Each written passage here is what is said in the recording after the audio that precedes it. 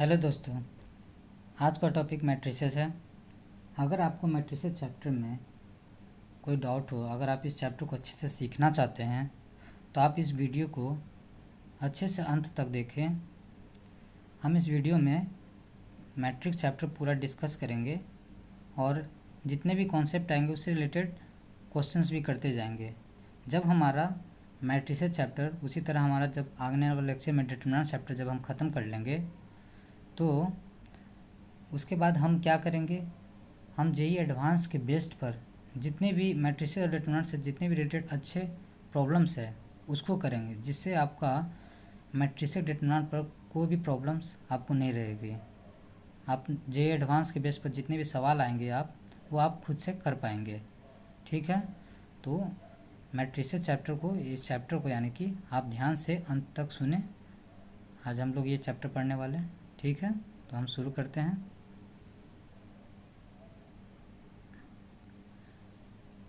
Hello, तो matrix क्या है? तो matrix is an ordered rectangular array of numbers है।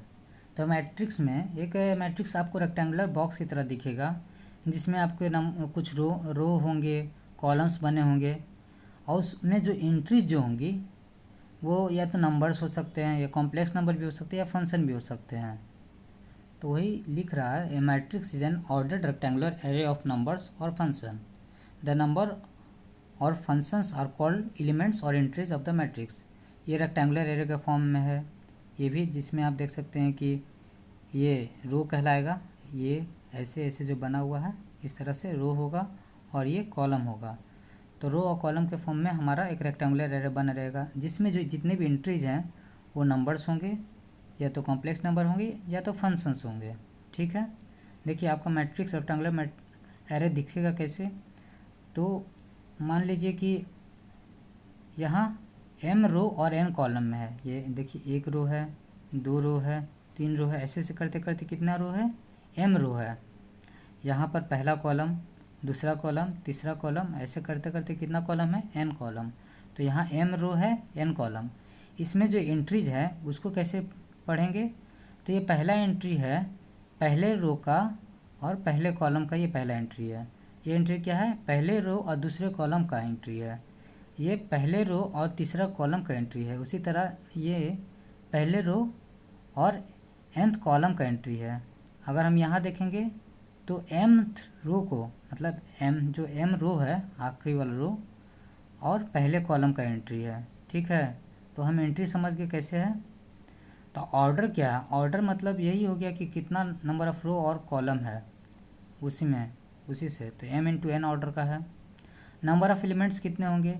जैसे अगर इसमें देखेंगे 3 एरो है, 3 रो है और 3 कॉलम है, तो टोटल एलिमेंट्स इसमें देख रहे हैं 9 है। वो कैसे?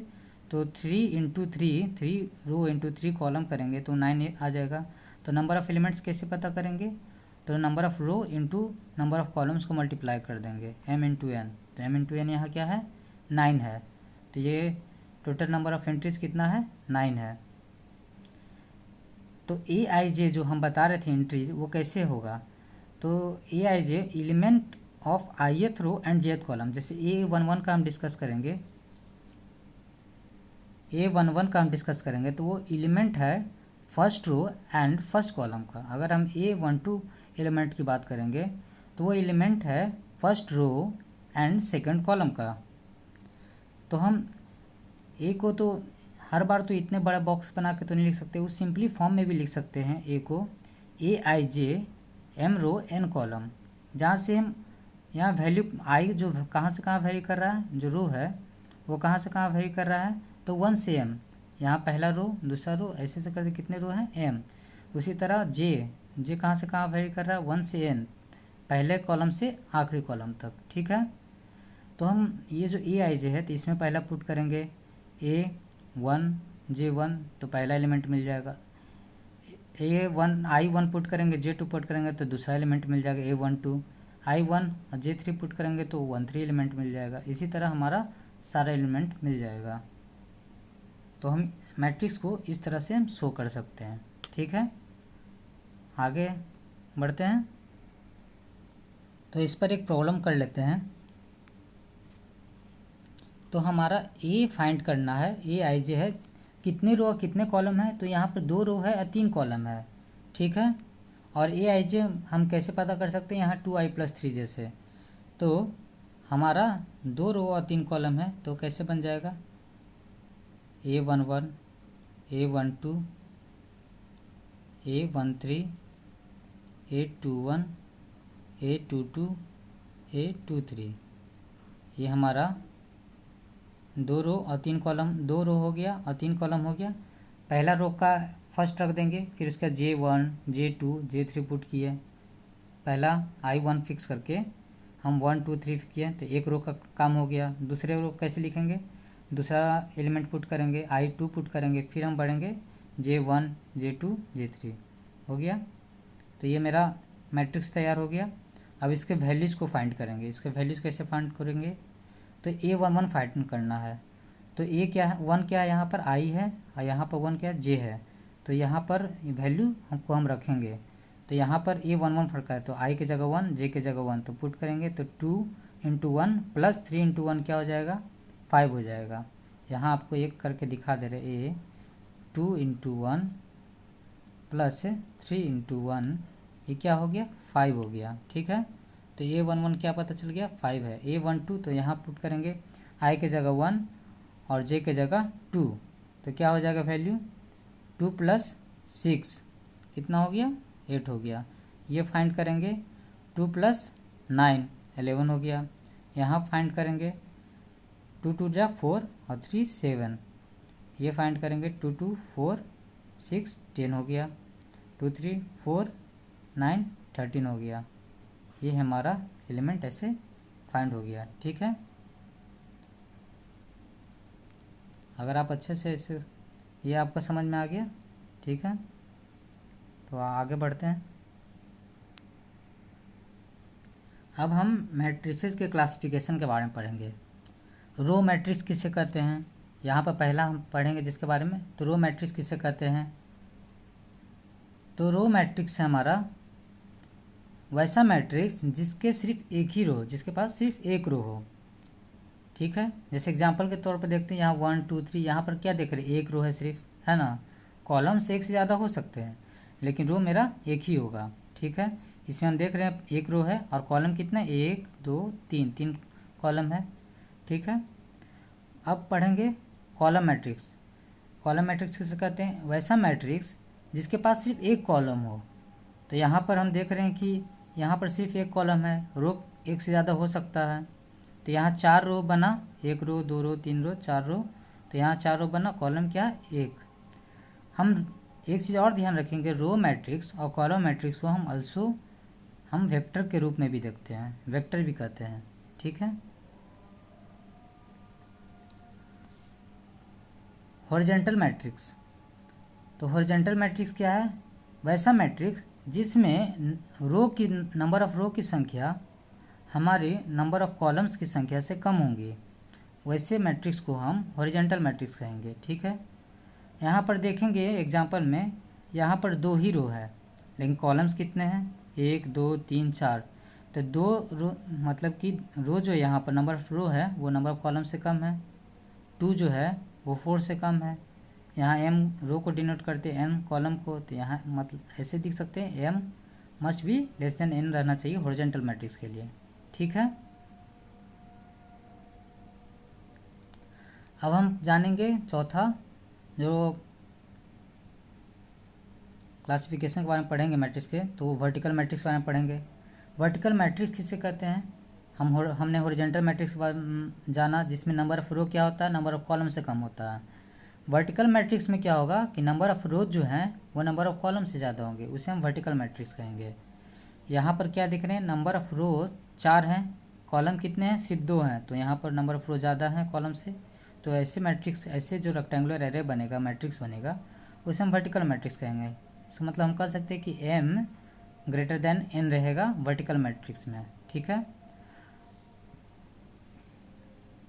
अब हम पढ़ेंगे स्क्वायर मैट्रिक्स के बारे में। स्क्वायर मैट्रिक्स क्या है, एक ऐसा मैट्रिक्स जिसमें नंबर ऑफ रो की संख्या और नंबर ऑफ कॉलम की संख्या बराबर होंगी, वैसे मैट्रिक्स को हम स्क्वायर मैट्रिक्स कहेंगे। मैट्रिक्स को ऐसे डिनोट करते हैं m इंटू एन, यानी कि स्क्वायर मैट्रिक्स में m और n दोनों बराबर हो जाएगा। यहाँ m इक्वल टू n हो जाएगा, तो नंबर ऑफ़ रो और नंबर ऑफ़ कॉलम बराबर हो जाएंगे। ठीक है। जैसे स्क्वायर में क्या होता है, स्क्वायर वैसा होता है कि जिसका लेंथ और विड्थ दोनों है, वो दोनों लेंथ और ब्रेड्थ तो हमेशा क्या होता है, इक्वल होता है। उसी तरह स्क्वायर मैट्रिक्स में भी नंबर ऑफ़ रो और नंबर कॉलम बराबर होंगे, वैसे को स्क्वायर मैट्रिक्स कहेंगे। अब यहाँ पर देखेंगे कैसे लिखेंगे, A11 A12, ये तो रेक्टेंगुलर एरे हम लोग बनाने आता है। इसमें अंत में हम ध्यान देते हैं कि यहाँ पर नंबर ऑफ़ रो कितने हैं, n ही है, नंबर ऑफ़ कॉलम्स कितने हैं, n है। ठीक है, नंबर ऑफ़ रो और नंबर ऑफ़ कॉलम बराबर है। और जो डायगोनल एलिमेंट, इसमें कैसे कौन से एलिमेंट को हम डायगोनल एलिमेंट कहेंगे, तो वैसे Aij is said to be diagonal element if and only if i equal to j. जब हमारा i और j मतलब रोएथ एलिमेंट और कॉलम का एलिमेंट बराबर होगा, तो वैसे एलिमेंट को हम डायगोनल एलिमेंट कहेंगे। यहाँ पर देखेंगे कि i और j बराबर है, यहाँ भी देखेंगे i और j बराबर है, यहाँ पर भी इसी तरह बनते जाएगा और यहाँ भी i j बराबर है। तो हमारा डायगोनल एलिमेंट, ये सब एलिमेंट को हम डायगोनल एलिमेंट कहेंगे, इनको नहीं कहेंगे क्योंकि यहाँ पर i और j बराबर नहीं है, तो ये डायगोनल एलिमेंट नहीं है। ठीक है, ये डायगोनल है। अगला प्रॉपर्टी पढ़ते हैं। अब हम पढ़ेंगे लोअर ट्रायंगुलर मैट्रिक्स के बारे में। तो लोअर ट्रायंगुलर मैट्रिक्स क्या है, तो लोअर ट्रायंगुलर मैट्रिक्स एक ऐसा स्क्वायर मैट्रिक्स है जिसमें एलिमेंट्स एबव द डायगोनल, जो डायगोनल जो होगा उसके ऊपर जो एलिमेंट्स होते हैं वो जीरो होंगे। अगर उसके ऊपर एलिमेंट सारे जीरो होंगे तो वैसे मैट्रिक्स को, वैसे स्क्वायर मैट्रिक्स को हम लोअर ट्रायंगुलर मैट्रिक्स कहेंगे। तो इस मैट्रिक्स को तो ध्यान से देखें, तो ये मेरा डायगोनल है, डायगोनल के ऊपर जो जितने भी 2 1 3 मेरा एक डायगोनल बना रहा है, उसके ऊपर जितने भी एलिमेंट्स हैं, ये 3 एलिमेंट्स है, वो तीनों एलिमेंट क्या है, जीरो है। तो लोअर ट्रायंगुलर मैट्रिक्स उसी कहेंगे कि डायगोनल के ऊपर वाला एलिमेंट हमारा जब जीरो होगा तो वैसे को हम लोअर ट्रायंगुलर मैट्रिक्स कहेंगे। ये मेरा एलिमेंट मैट्रिक्स दिखाने का साइन है, मैट्रिक्स इस तरह शो करते हैं। तो हमारा कौन सा एलिमेंट जीरो होना चाहिए, ए आई जे जीरो होना चाहिए if and only if i less than j. ये जो एलिमेंट 3 जीरो है, इसमें हम अगर ध्यान देखेंगे तो इसमें जो है रो की संख्या कॉलम की संख्या से कम है। यहाँ देखेंगे ये एलिमेंट 1 2 है, 1 लेस देन 2 है, ये एलिमेंट 1 3 है, A1 3 है तो 1 लेस देन 3 है, ये एलिमेंट A2 3 है तो 2 3 से कम है।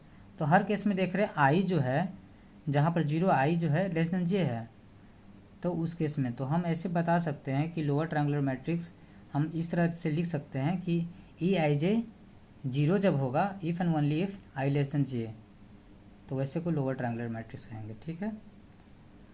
अपर ट्रायंगुलर मैट्रिक्स में क्या होगा, जैसे डायगोनल के ऊपर वाला एलिमेंट जीरो हुआ तो उसे लोअर ट्रायंगुलर कहेंगे। उसी तरह अपर ट्रायंगुलर मैट्रिक्स में क्या होगा कि डायगोनल के नीचे वाला एलिमेंट जीरो होना चाहिए। अगर ये डायगोनल है 2 1 3, इसके नीचे वाला एलिमेंट 3 एलिमेंट अगर जीरो हो जाएगा तो वैसे को हम अपर ट्रायंगुलर मैट्रिक्स। अगर हम इसको देखेंगे तो ये लोअर ट्रायंगुलर जैसा दिख रहा है कि हमको सिर्फ लोअर ट्रायंगुलर में एलिमेंट दिख रहे हैं, ऊपर में सारे जीरो हैं। अपर ट्रायंगुलर में क्या होगा, अपर ट्रायंगल में हमको सिर्फ एलिमेंट दिखेंगे, लोअर ट्रायंगल यहाँ पर क्या होगा, जीरो हो जाएगा।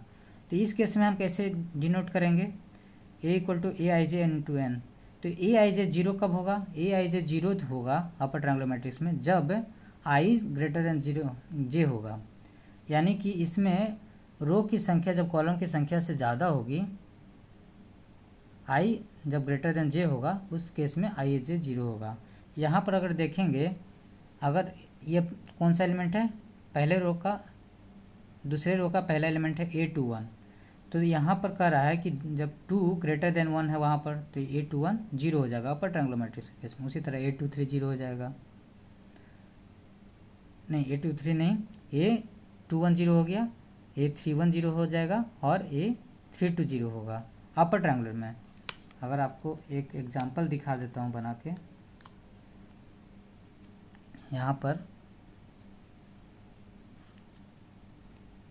देखेंगे, यहाँ 1 2 3 4 5 6 रख देते हैं, यहाँ जीरो, इस तरह आपका दिखेगा अपर ट्रायंगुलर। यहाँ पर देखेंगे ए 2 1 एलिमेंट क्या है, 0 होगा, क्योंकि यहाँ 2 ग्रेटर देन 1 है। यहाँ 8 3 1 0 है, यहाँ 3 2। ठीक है, अब नेक्स्ट पढ़ेंगे डायगोनल मैट्रिक्स के बारे में।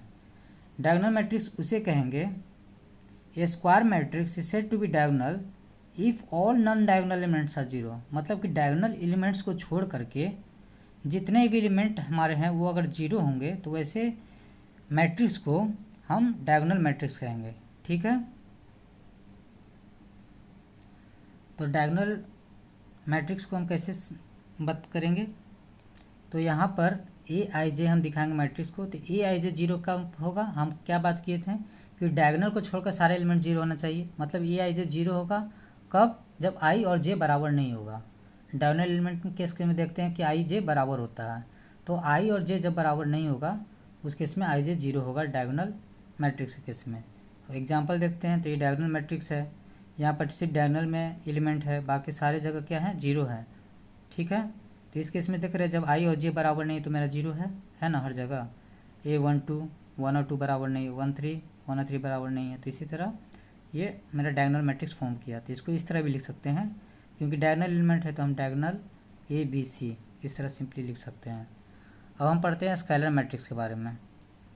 स्केलर मैट्रिक्स में क्या होगा कि वैसा diagonal matrix is said to be scalar if and only if all elements of diagonal same. जो डायगोनल में जितने भी एलिमेंट हैं वो सेम होंगे, उसे स्केलर मैट्रिक्स कहेंगे। डायगोनल में क्या होता था, वो एलिमेंट डिफरेंट भी हो सकते हैं, सेमी एलिमेंट नहीं, ज़रूरी नहीं है कि सेमी एलिमेंट होंगे। जब वो तीनों एलिमेंट सेम होंगे तब हम उसे स्केलर मैट्रिक्स कहेंगे। यहाँ पर ए देख रहे तीनों एलिमेंट जो है डायगोनल का वो सेम है, तो उसे स्केलर मैट्रिक्स कहेंगे। तो इसको हम मैट्रिक्स को डिनोट किए ए आई जे इंटू एन। तो आई जब जे के बराबर नहीं होगा तो जीरो होगा, लेकिन जब आई और जे मतलब वो जब डायगोनल एलिमेंट की बात करेंगे हम A11 या A22 या A33, तो उन तीनों एलिमेंट जो होंगे वो कांस्टेंट होंगे, एक ही वैल्यू होंगे। ठीक है,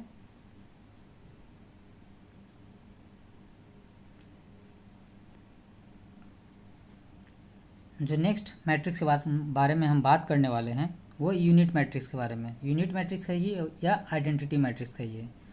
तो वैसा डायगोनल मैट्रिक्स के बारे में हम जाने कि उसमें सिर्फ डायगोनल एलिमेंट्स होने चाहिए और बाकी सारे एलिमेंट्स जीरो होते हैं।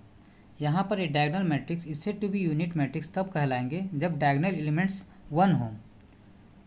ठीक है, तो इसमें क्या होगा, जब आई और जे बराबर नहीं होगा तो वो जीरो होगा एलिमेंट।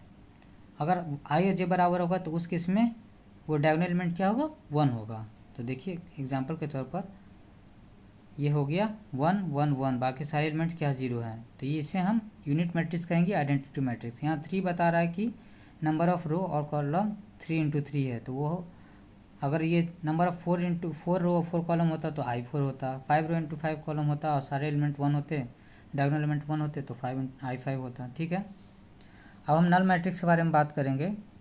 नल मैट्रिक्स में ऐसा matrix in which all elements are zero. Null matrix में सारे एलिमेंट्स क्या होंगे, जीरो होंगे। ठीक है, ए आई जे जीरो, यानी कि इसका कोई भी आप एलिमेंट ले लें मैट्रिक्स का वो सारे जीरो होंगे किसी भी आई जे के लिए। ठीक है, इसमें 3 और रो और 3 कॉलम का और 3 इंटू 3 ऑर्डर का हम देखेंगे तो इसमें देख रहे हैं सारे element zero, A11 A12 A13 सारे एलिमेंट जीरो हैं।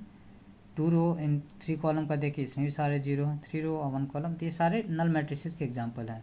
ठीक है, अब हम बात करेंगे ट्रेस ऑफ मैट्रिक्स की। हम ट्रेस ऑफ मैट्रिक्स कैसे फाइंड करेंगे, तो इस डिफिनेशन कह रहा है कि the sum of elements of a square matrix a lying along the principal diagonal is called the trace of a. कहने का मतलब ये है कि जितने भी डायगोनल एलिमेंट्स हैं हमारे मैट्रिक्स में, जितने भी डायगोनल एलिमेंट्स हैं उनका अगर हम सम कर दें तो वही हमारा ट्रेस होगा। ठीक है, तो ट्रेस ऑफ ए फाइंड करना तो डायगोनल एलिमेंट्स कौन कौन से होते हैं, A11 A12 A13 A11 A22 A33 होता है अगर 3 इंटू 3 का ऑर्डर हो। अगर 4 इंटू 4 का होगा तो A11 A22 A33। अगर n इंटू n ऑर्डर का होगा तो क्या होगा, A11 A22 A33। तो इन सारे एलिमेंट्स को हम जोड़ देंगे तो वो हमारे मैट्रिक्स का हम ट्रेस फाइंड किए। ठीक है, अब मैट्रिक्स के कुछ ट्रेस ऑफ मैट्रिक्स के कुछ प्रॉपर्टीज़ देखते हैं। अगर हमारा ए मैट्रिक्स आई जे है, ए आई जे एलिमेंट है एन इंटू एन ऑर्डर का, और दूसरा बी मैट्रिक्स है B I J N into N order का, और लैम्डा है स्केलर, तो ट्रेस लैम्डा ए बराबर होगा लैम्डा ऑफ ट्रेस ए। ठीक है, अगर हम ए मैट्रिक्स में लैम्डा से गुना करेंगे और फिर उसका ट्रेस जब निकालेंगे, और जब ट्रेस, जैसे एग्जांपल आपको एक दिखा देता हूँ ऐसे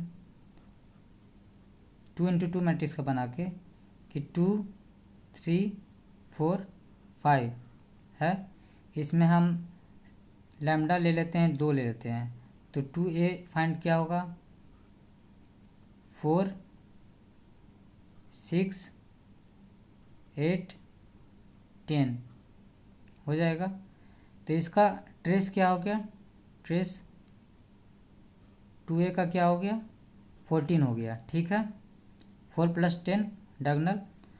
और अगर आप इन a का सिंपली सिर्फ a का ट्रेस निकालें तो क्या होगा 5 + 2 कितना होगा 7। अब इसमें आप लैम्डा को ट्रेस a से गुना करेंगे तो क्या आएगा 2 इंटू 7 कितना आया 14, तो यानी कि दोनों बराबर है। ठीक है, तो ये प्रॉपर्टी इस तरह है, ये है। दूसरा प्रॉपर्टी है कि a + b का मैट्रिक्स का अगर आप सम कर देंगे तब उसका ट्रेस निकालेंगे, और इंडिविजुअली ट्रेस निकालेंगे तो भी बराबर होगा। और ट्रेस ऑफ ए बी वो बराबर होगा ट्रेस ऑफ बी। ए और बी मैट्रिक्स का मल्टीप्लाई करके जब ट्रेस निकालेंगे, और बी और ए मैट्रिक्स का मल्टीप्लाई करके जब ट्रेस निकालेंगे तो भी हमारा बराबर होगा। ठीक है, अब हम इक्वलिटी ऑफ टू मैट्रिक्स के बारे में बात करेंगे। दो मैट्रिक्स इक्वल कब होंगे, दो मैट्रिक्स इक्वल तभी होंगे जब उसके आप ए मैट्रिक्स के एलिमेंट और बी मैट्रिक्स के एलिमेंट बराबर होंगे।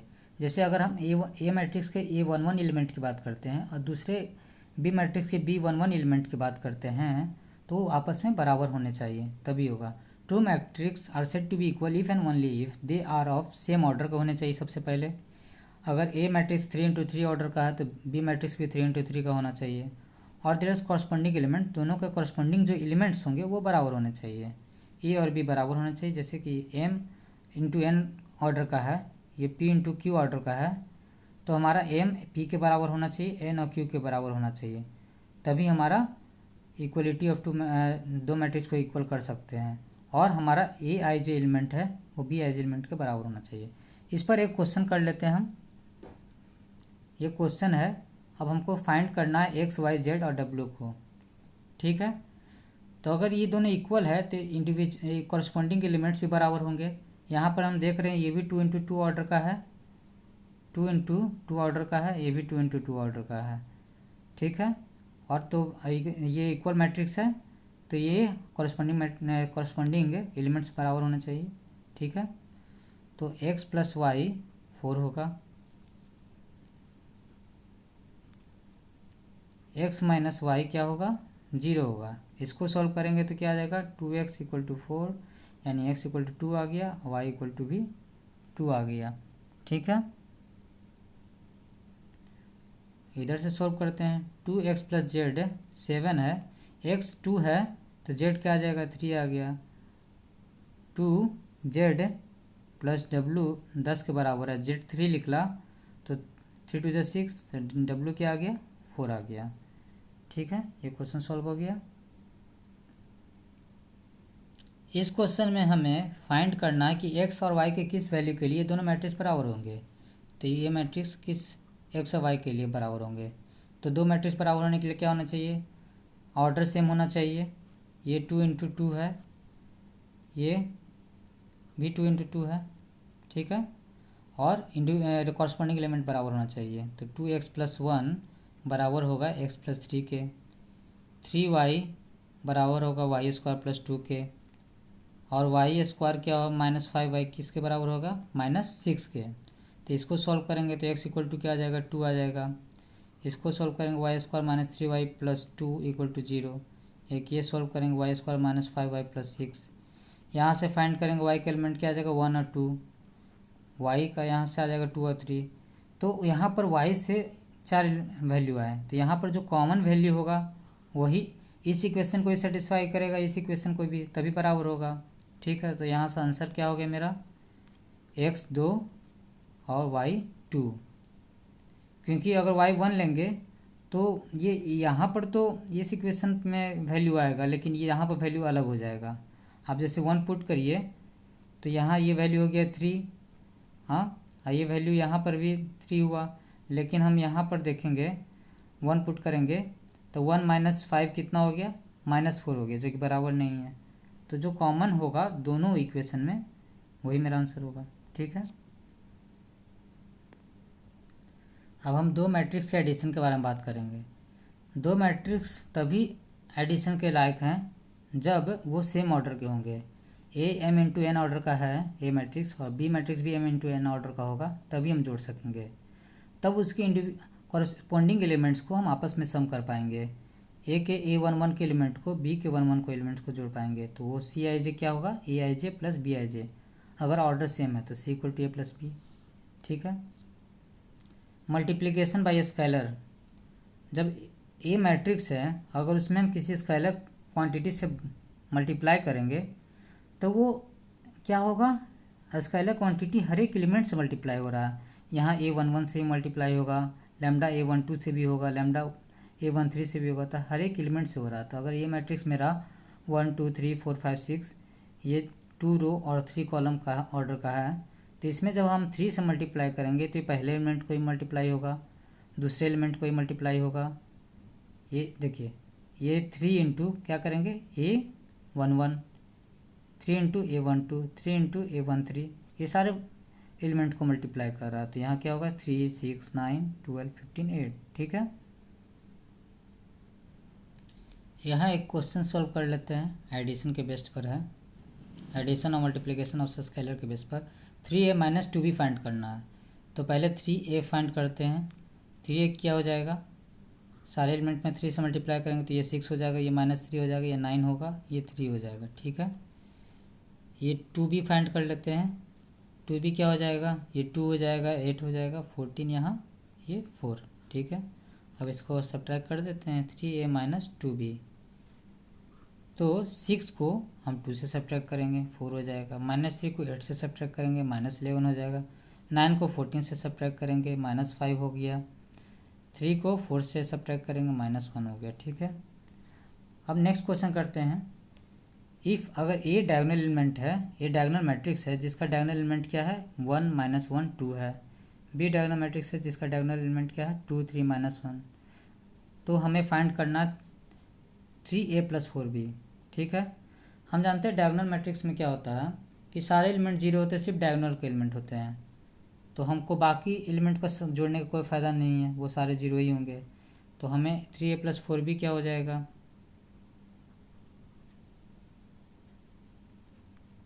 जैसे एक डायगोनल एलिमेंट्स आपको दिखा दे रहे हैं कैसा दिखेगा, ABC 0 0 0 0 0 0, और बी एक और दिखा दे रहे हैं LMN 0 0 0 0 0 0। तो देख रहे हैं अगर इसको ये दोनों सम होगा, इस डायगोनल से ये डायगोनल सम होगा, इससे ये सम होगा, बाकी सम जो होगा जीरो होगा। 3a + 4b, तो वो क्या आ जाएगा, डायगोनल ऑफ 3a, तो इस एलिमेंट से मल्टीप्लाई होगा एक एक इंडिविजुअल एलिमेंट से, 3 -3 6 हो जाएगा, प्लस डायगोनल 4 से मल्टीप्लाई करेंगे इसको, b को 4 4b है तो 4 8 12 -4, तो ये सम होके क्या हो जाएगा, डायगोनल 11 9 2। ठीक है।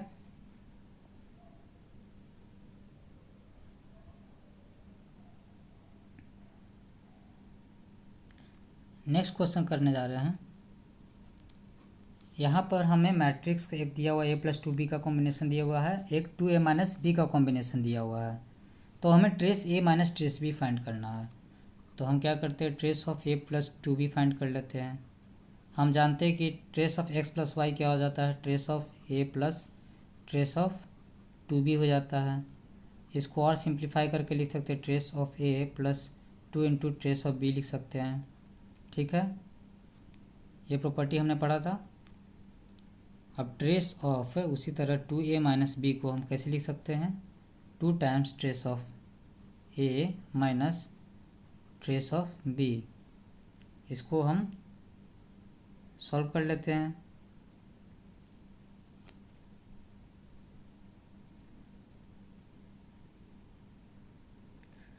तो यहाँ पर पहला इक्वेशन में trace of A plus 2 of trace of B का वैल्यू क्या है, a प्लस 2। इसका a प्लस 2b में ट्रेस का सम क्या है, -1 है। 1 माइनस 3 प्लस 1 क्या हो गया, तो -1 हो गया। ये एक इक्वेशन।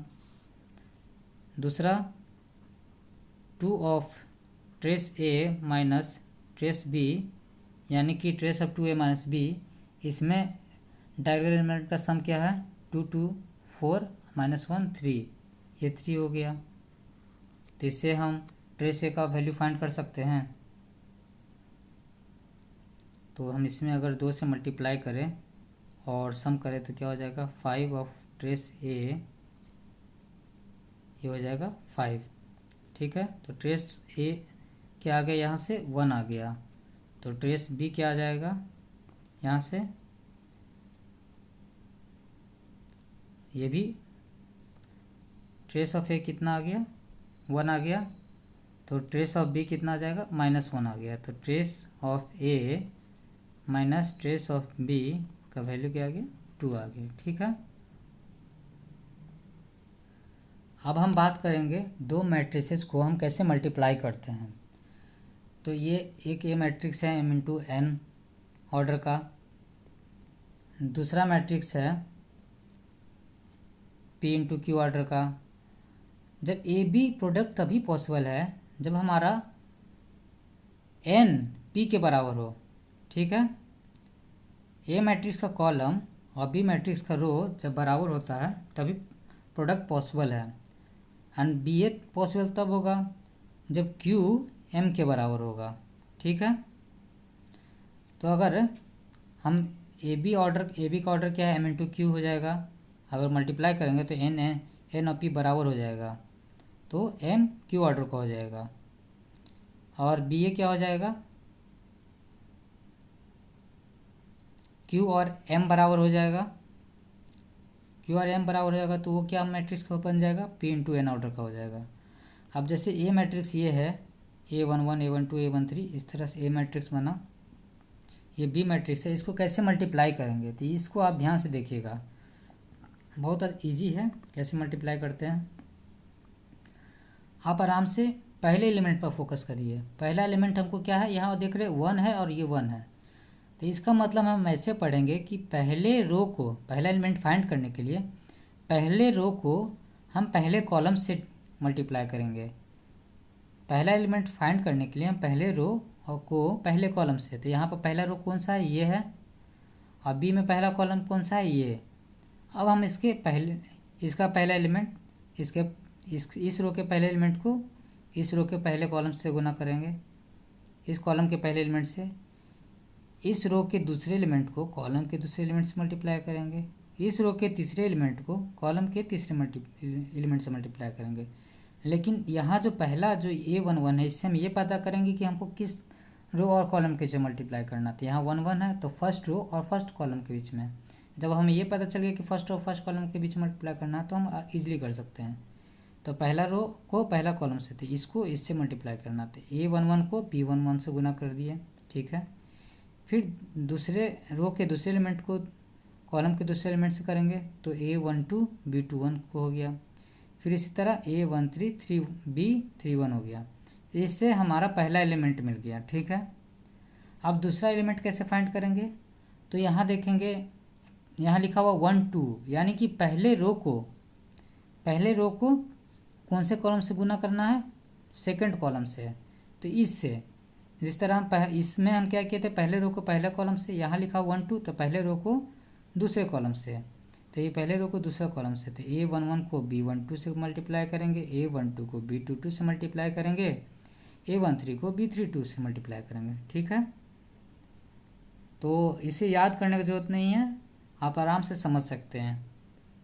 यहाँ पर देखेंगे a13 फाइंड करना है, तो इसमें पहले रो को तीसरे कॉलम से मल्टीप्लाई करेंगे। तो ये पहला ही रो को तीसरे कॉलम से, तो पहले रो का पहला एलिमेंट ये है और तीसरे कॉलम का पहला एलिमेंट ये है, तो इन दोनों को आपस करेंगे A11 इंटू B13 हो गया। उसी तरह A12 इंटू B23 हो जाएगा।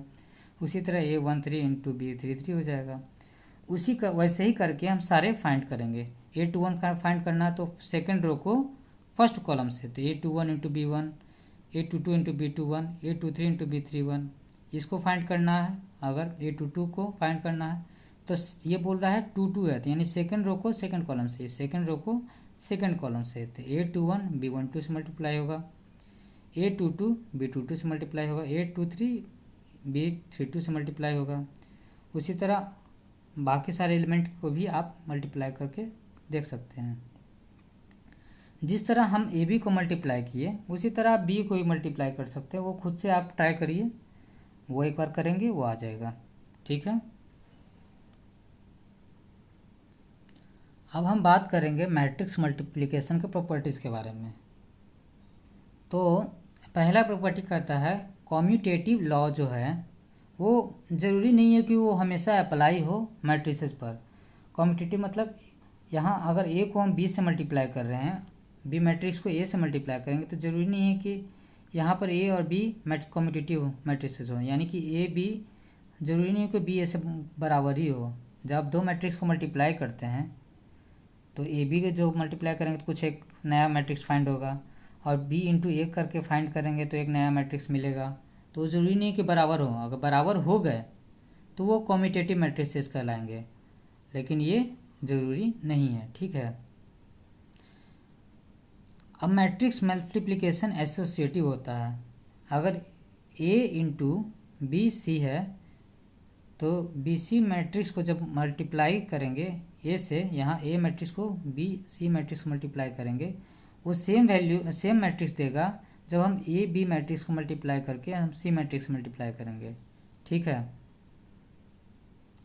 और जितने ही मैट्रिक्स हमें मल्टीप्लाई करते हैं तो हमेशा ध्यान रखना चाहिए हमें ऑर्डर हमारा हमेशा सेम होना चाहिए। ठीक है,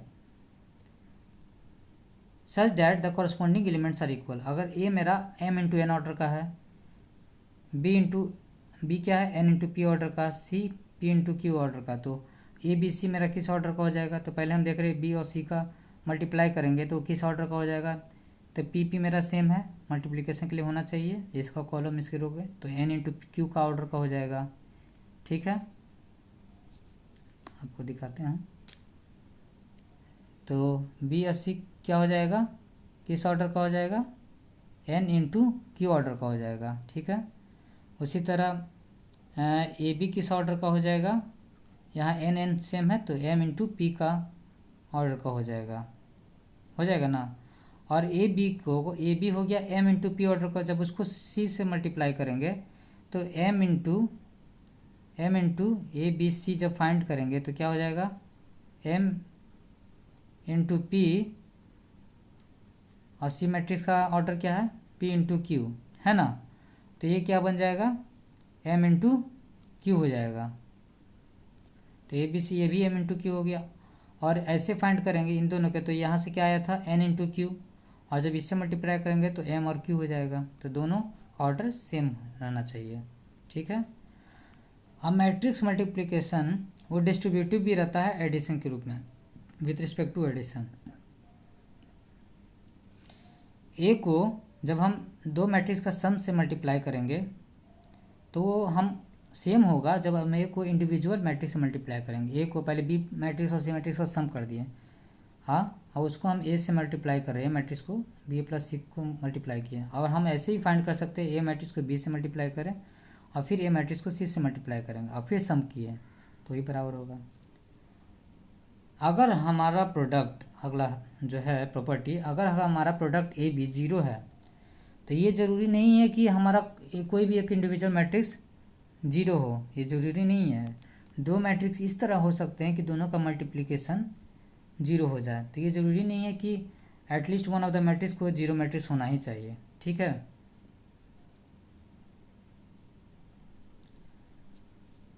मैट्रिक्स मल्टीप्लिकेशन जब हम दो सेम मैट्रिक्स को मल्टीप्लाई करते हैं तो हम ए स्क्वायर लिखते हैं, ए इंटू ए को ए स्क्वायर। अगर हम ए मैट्रिक्स को को आपस में n बार मल्टीप्लाई करते हैं तो उसको हम a का पावर n लिखेंगे। अगर हम नेक्स्ट प्रॉपर्टी देखते हैं, अगर ए मैट्रिक्स है जिसका diagonal element A1 A2 A3 AN है और बी मैट्रिक्स है जिसका diagonal element B1 B2 B2 ऐसे करके Bn तक है, तो अगर ए बी का मल्टीप्लिकेशन क्या होगा, तो जब ए बी मल्टीप्लाई करेंगे तो डायगोनल मैट्रिक्स कैसा फॉर्म होगा, तो इसके डायगोनल एलिमेंट के इसके डायगोनल एलिमेंट से मल्टीप्लाई करने, यानी A1 को B1 से मल्टीप्लाई कर देंगे, A2 को B2 से मल्टीप्लाई करेंगे, A3 को B3 से, AN को Bn से। ठीक है। अगर ए एंड बी मेरा डायगोनल मैट्रिक्स है और सेम ऑर्डर का है, तो मेरा ए बी और बी ए जो होगा हमेशा बराबर होगा, then a B equal to b a होगा, सेम ऑर्डर का है, तो उस केस में डायगोनल्स जो है कॉम्यूटेटिव होंगे। क्योंकि आप देखिए ए बी को मल्टीप्लाई किए से, अगर बी को ए से भी मल्टीप्लाई करेंगे तो B1 A1 होगा, B2 A2 होगा, जो कि सेम है इसके, तो ए बी यानी बी ए है, तो यानी डायगोनल्स मैट्रिक्स जो है वो कॉम्यूटेटिव नेचर के होते हैं। नेक्स्ट प्रॉपर्टी, अगर ए और बी कॉम्यूटेटिव है तब ए प्लस बी का होल स्क्वायर क्या होगा, तो ए प्लस बी इंटू ए प्लस बी, तो ए को ए से मल्टीप्लाई करेंगे तो ए स्क्वायर, ए को बी से मल्टीप्लाई करेंगे तो ए बी, बी को ए से मल्टीप्लाई करेंगे तो बी ए, और बी को बी से करेंगे तो बी स्क्वायर। आप जानते हैं कि ए बी और बी ए कॉम्यूटेटिव है, तो A B equal to B हो जाएगा, तो ए बी और बी ए को हम क्या लिख सकते हैं, 2ab a square plus 2ab प्लस बी स्क्वायर। ठीक है। अब यहाँ से इस लेक्चर को हम नेक्स्ट लेक्चर में कंटिन्यू करेंगे और उसमें हम मैट्रिसेस टॉपिक को हम ख़त्म करेंगे। उस टॉपिक को ख़त्म करने के बाद हम डिटर्मिनेंट्स पढ़ेंगे। जब मेरा डिटर्मिनेंट्स ख़त्म हो जाएगा तो इससे रिलेटेड जितने भी मैट्रिसेस और डिटर्मिनेंट्स रिलेटेड अच्छे प्रॉब्लम्स है जो जेई के लेवल के हों, जिसको आपको सॉल्व करने पर आपके जेई के क्वेश्चन, किसी भी क्वेश्चन को अटेम्प्ट करे तो आपसे वो बनना चाहिए। ठीक है। तो वैसे हम पढ़ेंगे। तो इस लेक्चर को यहीं एंड करते हैं। ठीक है। नेक्स्ट लेक्चर में मिलते हैं। Thank you.